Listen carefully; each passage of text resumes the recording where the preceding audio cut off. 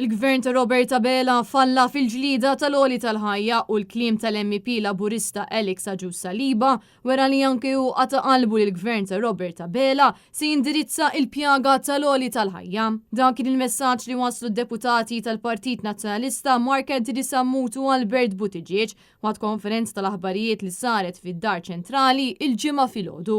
Id-deputat Mark Anthony Samut qal li din mhix l-ewwel darba li membru tal-Partit Laburista prova jwaħħal negozji Maltin għal pjaga tal-oli tal-ħajja, dan fil-waqt li fakkar fl-istqarrija maħruġa mill-Kamra tal-SMEs li ddeskriviet il-pożizzjoni li adotta l-MP Laburista bħala ipokrita. Mark Anthony Samut sostna li l-gvern ta' Roberta Bela mhuwiex iffukat biex jindirizza din iż-żieda enormi fil-prezzijiet fejn eluf ta' familji mhux qed isservihom il-paga sal-aħħar tax-xahar.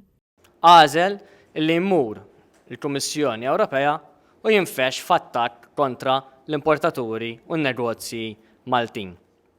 Da jikkonferma l-ewwel nett illi l-Gvern Laburista falla fil-ġlieda kontra l-oli tal-ħajja.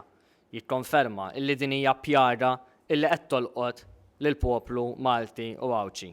La din l-attitudni m'għandha tkun fdata u laqqas dan il-gvern m'għandu jkun fdat għax huwa gvern li huwa iffukat biss biex jagħti l-iskandli ħerġin kuljum u qed iħalli fil-ġenb il-problemi reali li qed jaffaċċjaw il-Maltin u l-Awċi. Min-naħa tiegħu id-deputat Albert Buttigieg qal li l-Partit Laburista jinsab daru mal-ħajt u sab kull skuża għal prezzijiet li dejjem qegħdin jolew fejn l-ewwel qalu li dan kien kaġun tal-pandemija, imbagħad kaġun tal-gwerra fl-Ukrajna u issa kaġun tal-importaturi Maltin. Huwa irrimarka li bosta studji konfermaw dak li ilu jgħid il-Partit Nazzjonalista li l-pjaga tal-oli tal-ħajja hija reali u li għandha tiġi indirizzata minnu fih. Apparti minn hekk Albert Buttigieg fakkar fil-proposti tal-Partit Nazzjonalista sabiex il-pajjiż ikun jista' jindirizza il-kriżi tal-oli tal-ħajja fost oħrajn li jkun hawn fond nazzjonali li jappoġġja lill-industrija li timporta u tesporta kif ukoll li l-kola m'għandix tkun intaxxata.